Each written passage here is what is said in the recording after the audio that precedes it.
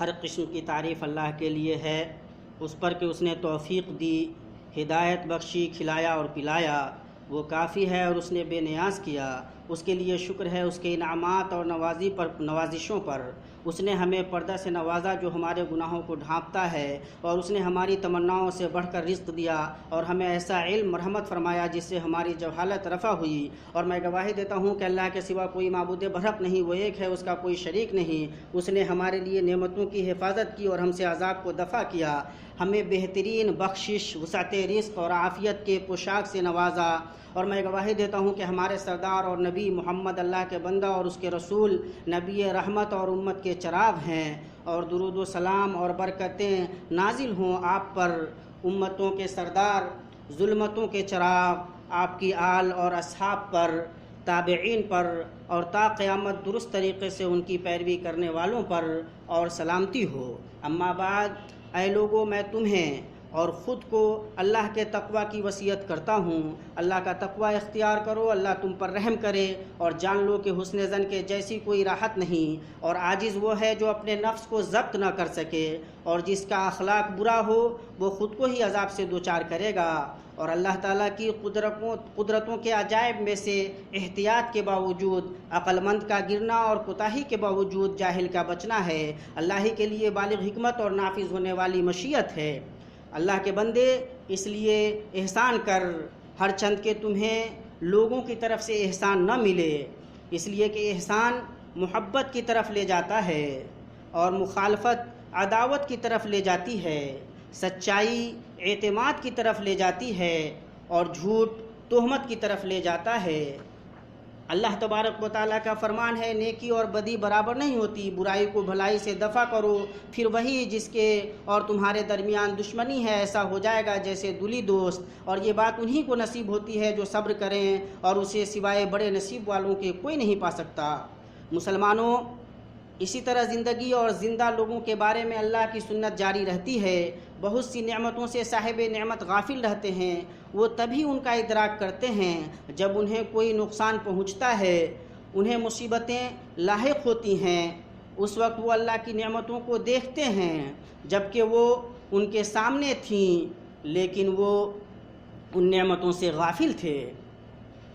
اللہ کے بندو، اور جب بات ایسی ہی ہے تو غور کرو، اس وقت پر جب اللہ نے دوبارہ مسجدیں کھلوا کر اور باجماعت نماز اور جمعہ قائم کروا کر مسلمانوں پر احسان کیا، اور غور کرو کہ کیسے ان کے چہروں پر خوشی، مسرت اور شادمانی ظاہر ہوئی جب وہ اپنی مسجدوں کو لوٹے، بعد اس کے کہ یہ وبا پھیل گئی تھی۔ ہم اللہ کریم و منان سے دعا کرتے ہیں کہ وہ جلد اس وبا کو ختم کر دے اور اسے اٹھا کر فضل و احسان کرے، بلا شبہ وہ سننے والا، قبول کرنے والا ہے۔ وہ نمازوں کے محرابوں اور جنت کے باغیچوں کی طرف لوٹ آئے، اور کہا گیا ہے، محبت کا سب سے سچا جذبہ اس کے لیے ہے جس نے رکاوٹ کے ڈنگ کا مزہ چکھا ہو۔ سب سے خوشگوار صحت وہ ہے جو مرض کے بعد ہو، اور سب سے بڑا شعور محبوب کا دور ہونا ہے جبکہ وہ نزدیک ہو۔ پیارو، اگر مسجدیں جبکہ ان سے ان کے لوگ غائب ہوئے اپنی خبریں بتانے لگے تو وہ وضو کرنے والوں، پاکی اختیار کرنے والوں، جلد آنے والوں، اندھیروں میں چلنے والوں، پہلی صفوں کے لیے جلدی کرنے والوں، رکوع و سجود میں رہنے والوں، تلاوت و اذکار میں مشغول رہنے والوں کے بارے میں بتائیں گی۔ ان میں سے جو اللہ اور یوم آخرت پر ایمان رکھتے ہیں اور سوائے اللہ سے کسی سے نہیں ڈرتے، ایسے لوگوں میں سے جنہیں تجارت اور خرید و فروخت اللہ کے ذکر سے اور نماز کے قائم کرنے اور زکوٰۃ ادا کرنے سے غافل نہیں کرتی، اس دن سے ڈرتے ہیں جس دن بہت سے دل اور بہت سی آنکھیں الٹ پلٹ جائیں گی۔ ایسے لوگ جن کے دل مسجدوں میں اٹکے ہوئے ہوں، ان کے کھمبوں کے بیچ ان کی روحوں کو اچھا لگتا ہو، ان کے دل میں بیٹھ کر مطمئن ہوتے ہوں، وہاں بار بار جانے سے وہ اکتاتے نہ ہوں، ہر چند کی مسافت لمبی ہو، وہ چل کر جانے پر ثواب کی امید رکھتے ہوں جیسے وہ انتظار پر ثواب کی امید رکھتے ہیں، تکبیر میں باہم سبقت کرتے ہوں اور ذکر و تکبیر میں لگے رہتے ہوں۔ یہ لوگ ان 7 لوگوں میں سے ہیں جنہیں اللہ اپنے سائے تلے رکھے گا جس دن اس کے سائے کے سوا کوئی سایہ نہ ہوگا، ایسے لوگ جن کے دل مسجدوں میں اٹکے ہوئے ہوں۔ حافظ ابن رجب رحمہ اللہ کہتے ہیں جس کا دل مسجد میں لگا ہوا ہو، اور ایک روایت میں ہے جب اس سے نکلے یہاں تک کہ وہ لوٹ آئے، اس کا مطلب یہ ہے کہ وہ مسجد سے محبت کرتا ہے اور اس کے اندر اللہ کی عبادت کے لیے اس سے مانوس ہے، تو جب وہ مسجد سے نکلتا ہے اس کا دل اسی میں لگا رہتا ہے یہاں تک کہ وہ پھر اس کے پاس آ جاتا ہے۔ آپ رحمہ اللہ فرماتے ہیں اور یہ اسے حاصل ہوتا ہے جو اپنے نفس پر کنٹرول رکھتا ہے اور اسے اللہ کی طرف لے جاتا ہے اور نفس اس کے لیے رام ہو جاتا ہے، اس لیے کہ خواہش نفس خواہشات کی جگہوں کی محبت کی طرف لے جاتی ہے، اور اللہ کی عبادت کی جگہوں سے محبت پر وہی شخص اپنے نفس کو محصور کر سکتا ہے جو اپنے مولا سے محبت کرتا ہو اور اپنی خواہش نفس کی مخالفت کرتا ہو۔ مسجد اس کی آنکھ کی ٹھنڈک، اس کے سینے کی شفا اور دل کی انسیت ہو۔ پیارو، اللہ کے ساتھ ہمارا حسن ظن یہ ہے کہ مسلمان کہ ان پر یہ وبا آئی اور اس نے انہیں مسجدوں میں آنے سے روک دیا، ہم گمان کرتے ہیں کہ یہ انہی لوگوں میں سے ہیں جن کے دل مسجدوں میں لگے رہتے ہیں، اسی لیے ان کے اندر یہ شوق اور یہ تڑپ دیکھنے کو ملی۔ ہاں اللہ کے بندو، یہ مسجدوں کی محبت ہے، اللہ کے گھروں کی محبت۔ مومن اس سے محبت کرتا ہے جس سے اللہ اور اس کے رسول محبت کرتے ہیں، اور اس سے نفرت کرتا ہے جس سے اللہ اور اس کے رسول نفرت کرتے ہیں۔ اور محبت کی واضح ترین دلیلوں میں سے یہ ہے کہ آدمی کا دل مسجدوں میں لگا رہے۔ نووی رحمہ اللہ فرماتے ہیں جماعت کی پابندی اور سدا مسجد کے اندر نماز پڑھنے سے مسجد کی محبت پیدا ہوتی ہے۔ اس کے لطیف و باریک فقہ میں سے یہ ہے کہ علماء نے آپ صلی اللہ علیہ وسلم کے قول معلق بالمساجد یعنی مسجدوں میں لگے رہنے کے بارے میں کہا کہ معلق علاقہ سے ماخوذ ہے اور اس کا معنی شدت محبت ہے۔ اس کا مطلب یہ ہوا کہ اس کا دل مسجد سے معلق ہے، یعنی اس سے شدید محبت کرتا ہے، اس میں جماعت کی پابندی کرتا ہے، ہیبت، چال، نظم و ضبط اور باقاعدگی میں وقار و سکینت کو لازم پکڑتا ہے۔ آدمی تب تک نماز میں رہتا ہے جب تک نماز اسے گھیرے رہتی ہے، اور فرشتے تب تک اس پر رحمتیں بھیجتے رہتے ہیں جب تک وہ جائے نماز میں رہتا ہے۔ اے اللہ اسے بخش دے، اے اللہ اس پر رحم فرما۔ اور ایسا کیسے نہ ہو جبکہ اللہ کے نبی صلی اللہ علیہ وسلم نے فرمایا کیا میں تمہاری رہنمائی اس چیز کی طرف نہ کر دوں جس سے اللہ گناہوں کو مٹاتا اور درجات کو بڑھاتا ہے؟ صحابہ نے کہا کیوں نہیں اے اللہ کے رسول؟ آپ نے فرمایا جس وقت ناگوار ہو اس وقت کامل وضو کرنا اور مسجدوں کی طرف قدموں کی کثرت اور نماز کے بعد نماز کا انتظار، یہی رباط ہے، یہی رباط ہے۔ یہ لوگ ہیں جن کے دل مسجدوں میں لگے ہوتے ہیں جبکہ دوسروں کے دل بازاروں میں اٹکے ہوتے ہیں، اور ان کے علاوہ کے دل اسکرینوں سے، رابطوں کے وسائل سے اور چینلوں سے معلق ہوتے ہیں۔ اللہ کی ذات پاک ہے جس نے دلوں اور دلوں کے درمیان فرق کیا۔ قتادہ رحمہ اللہ کہتے ہیں مومن کو 3 جگہوں پر ہی ہونا چاہیے: مسجد میں جو اسے آباد کرتی ہے، گھر میں جو اسے ڈھانپتا ہے، اور ایسی ضرورت میں جس میں کوئی حرج نہیں۔ مسجد میں بیٹھنے والوں کی 3 خوبیاں ہوتی ہے: ایسا بھائی جس سے استفادہ کیا جاتا ہے، یا حکیمانہ بات ہوتی ہے، یا پھر آنے والی رحمت ہوتی ہے، اسے احمد نے روایت کیا ہے۔ پھر مبارک ہو اسے جو اس خوبصورت وصف سے شاد کام ہو، اور اللہ اس پر نبی کریم صلی اللہ علیہ وسلم کی جانب سے اس کریمانہ خوبی کا انعام کرے۔ اندھیروں میں مسجدوں کی طرف چلنے والوں کو قیامت کے دن کامل نور کی بشارت دے دیجئے، اور جو مسجد کی طرف صبح و شام گیا تو اللہ اس کے لیے جنت میں گھر بناتا ہے جب وہ صبح یا شام جائے۔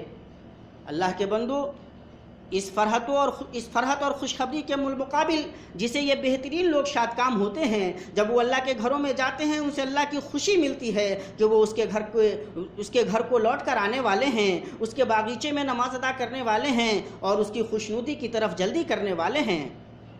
ابو ہریرہ رضی اللہ عنہ سے مروی حدیث میں آیا ہے، انہوں نے کہا کہ اللہ کے رسول صلی اللہ علیہ وسلم نے فرمایا کوئی مسلمان آدمی نماز اور ذکر کے لیے مسجد کو اپنا گھر نہیں بناتا مگر اللہ اس کے لیے ایسے ہی خوش ہوتا ہے جیسے لوگ کسی غائب آدمی کے لوٹ آنے سے خوش ہوتے ہیں۔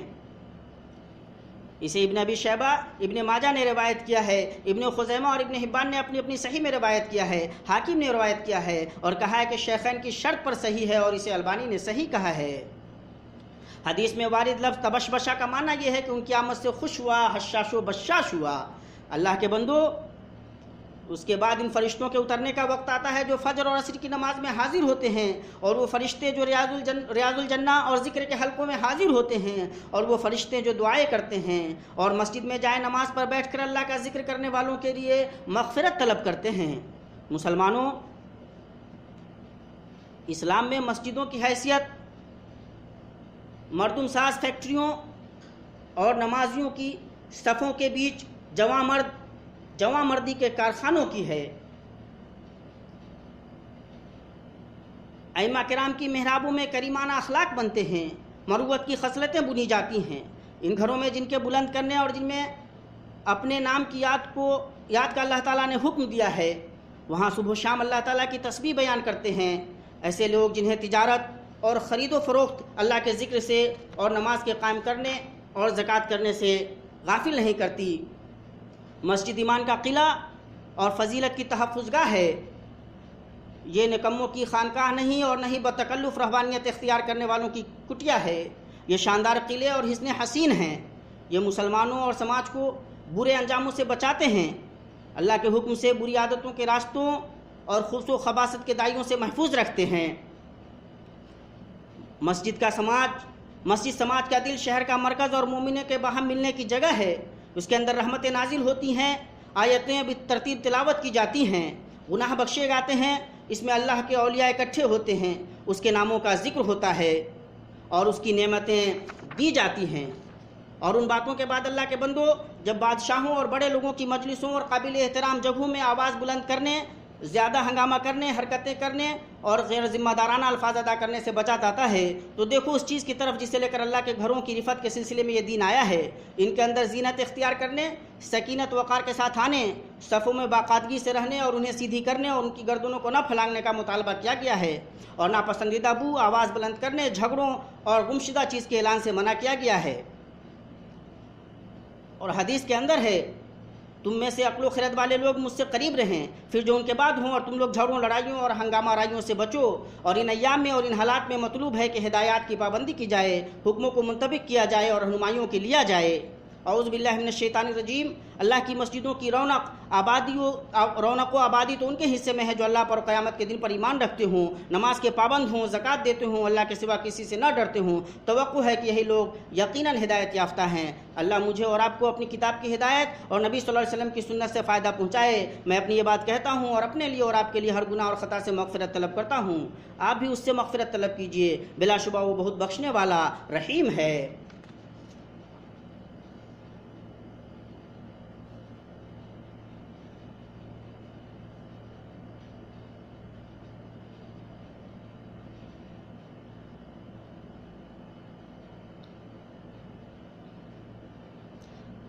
ہر قسم کی تعریف اللہ کے لیے ہے، وہ اپنی تمام مخلوقات پر فضل و انعام کرنے والا ہے، وہ پاک ہے اور اسی کی حمد ہے، کوئی مخلوق اس کا حق ادا نہ کر سکی، اور میں اس کا شکر ادا کرتا ہوں کہ اس نے اپنا رزق کھول دیا، اور میں گواہی دیتا ہوں کہ اس کے سوا کوئی معبود برحق نہیں، وہ ایک ہے، اس کا کوئی شریک نہیں، وہ شریک اور اولاد سے برتر ہے اور کسی کی طرف محتاج ہونے سے بلند ہے، اور میں گواہی دیتا ہوں کہ ہمارے سردار اور نبی محمد اللہ کے بندہ اور اس کے رسول ہیں۔ آپ کو اس نے چنا اور منتخب کیا اور آپ کی طرف جو وحی کی سو وحی کی۔ آپ پر درود و سلام اور برکتیں نازل ہوں جب تک کہ ان کے ذکر سے زبان اور ہونٹ حرکت کریں، اور آپ کی آل اصحاب اور جو ان کی دوستی اختیار کریں ان پر بہت زیادہ سلامتی ہو جس کی کوئی انتہا نہیں۔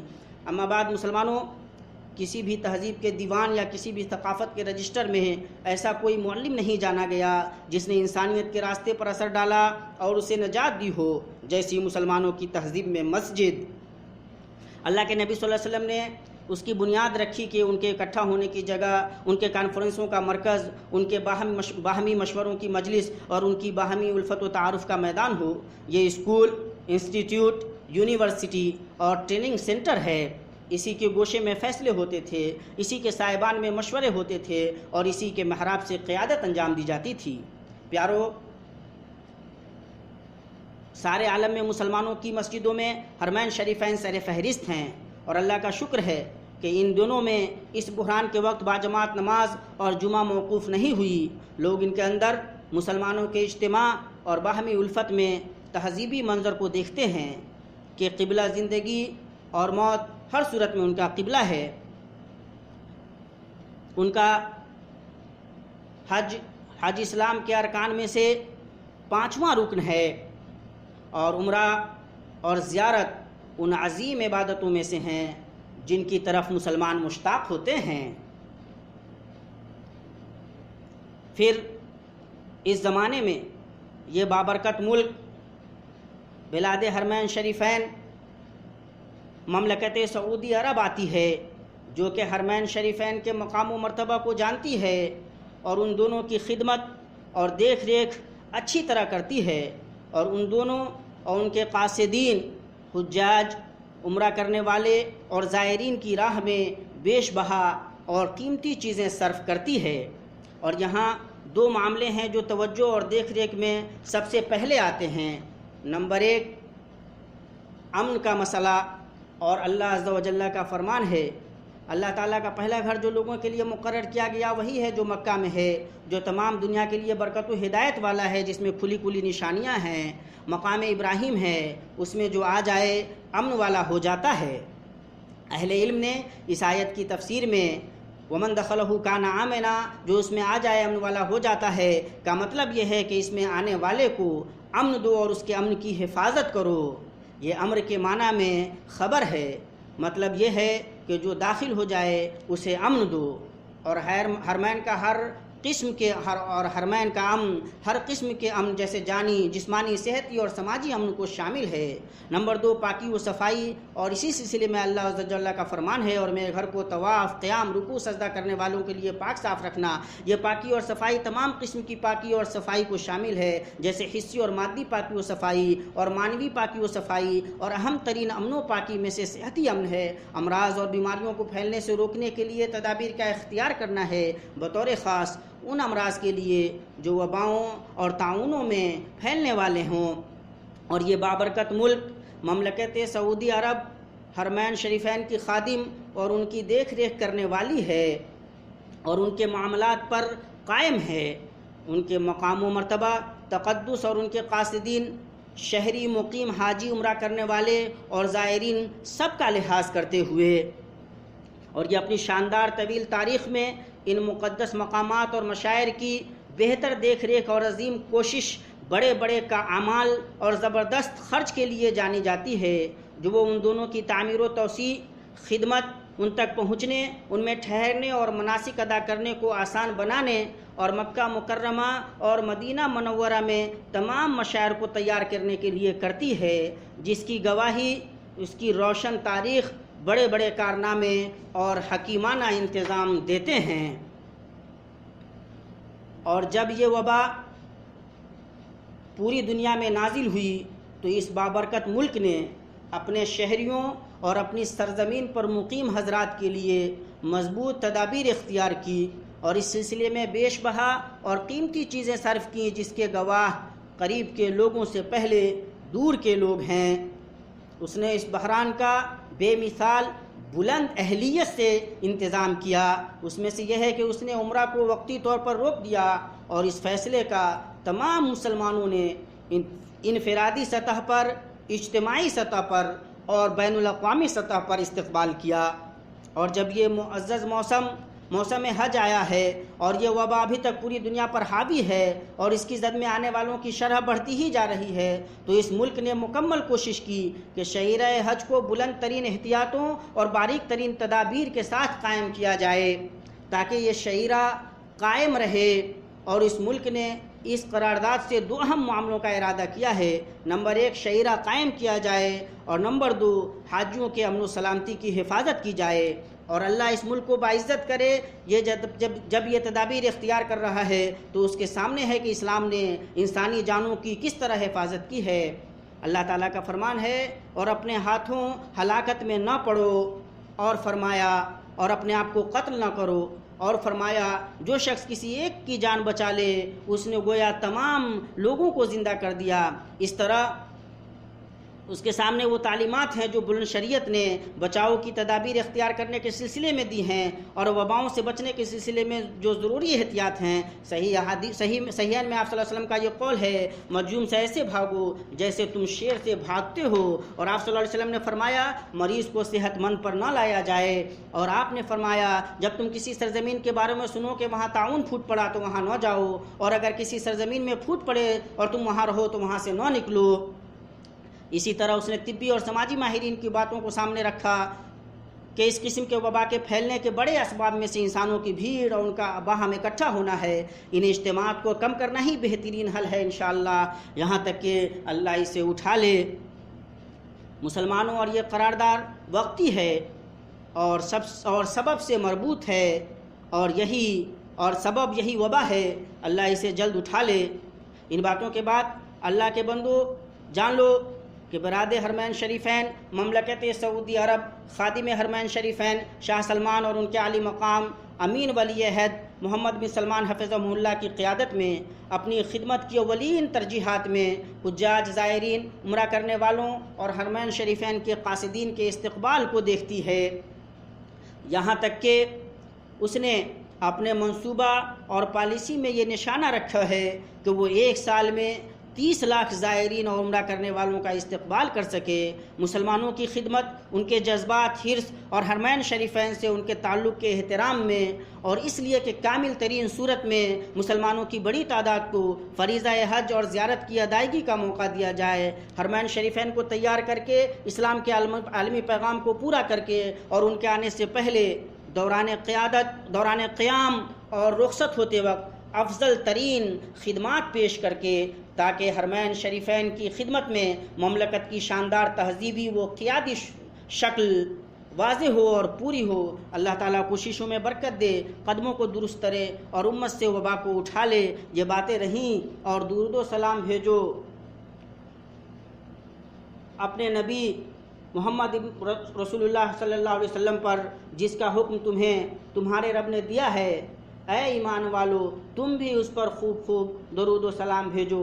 اے اللہ، درود و سلام نازل فرما اپنے بندے اور نبی محمد صلی اللہ علیہ وسلم پر، اور ان کے آل و اولاد پر، ان کی بیویوں پر، ان کے چاروں خلیفوں پر، ابو بکر، عمر، عثمان، علی پر، اور تمام صحابہ پر، تابعین پر، اور جو درست طریقے سے ان کی پیروی کرے ان پر، اور اے اللہ تو ہم سے بھی راضی ہو جا اپنے فضل و کرم سے۔ اے اللہ، اسلام اور مسلمانوں کو غلبہ دے، شرک اور مشرکین کو ذلیل و رسوا کر۔ اے اللہ ہمیں ہمارے ملکوں میں امن سے نواز۔ اے اللہ تو ہمارے حکمرانوں کی اصلاح فرما۔ اے اللہ تو ہماری حکمرانی ان کو دے جو تیرا تقوی اختیار کرے۔ اے اللہ تو ہمارے حکمرانوں کو تقوی کی توفیق دے۔ اے اللہ تو ہمارے حکمران کو اور ولی عہد کو اس کی توفیق دے جس میں ملک اور بندوں کی بھلائی ہو۔ اے اللہ تو انہیں توفیق دے کہ وہ تیرے نبی کی سنت اور تیرے کتاب کے حکموں کو نافذ کر سکیں۔ اے اللہ مسلمانوں کے احوال درست فرما۔ اے اللہ حق پہ ان کو باہم متحد کر دے۔ اے اللہ ان کے گھروں میں، اے اللہ ان کے ملکوں میں امن و امان اور خوشحالی کو عام کر دے۔ اے اللہ تو اپنے اس آنکھ سے ہماری حفاظت فرما جو نہیں سوتی۔ اے اللہ ہم تجھ سے مانگتے ہیں، عافیت مانگتے ہیں۔ اے اللہ ہم تجھ سے مانگتے ہیں کہ تو وبا کو اٹھا لے۔ اے اللہ ہم تجھ سے مانگتے ہیں کہ تو ہر ناپسندیدہ چیز کو ہم سے الگ کر دے۔ اے اللہ تو ہمیں برائیوں سے اے اللہ محفوظ رکھ۔ اے اللہ برس سے، جذام سے اے اللہ محفوظ رکھ۔ اے اللہ ہم حی قیوم پر بھروسہ کرنے والے ہیں۔ اے اللہ تو اپنے فضل و کرم سے اس وبا کو اٹھا لے۔ اے اللہ تو ہر چیز پہ قادر ہے۔ اے اللہ تو ہمارے عیبوں کی پردہ پوشی کر۔ اے اللہ ہمارے مردوں پہ رحم فرما۔ اے اللہ تو ہمارے مریضوں کو شفا دے۔ اے اللہ ہمیں دنیا میں بھی بھلائی دے اور آخرت میں بھی بھلائی دے، اور تمام مرسلین پر اللہ تبارک و تعالی سلامتی نازل فرمائے، اور ہر طرح کی تعریف اللہ کے لیے ہے۔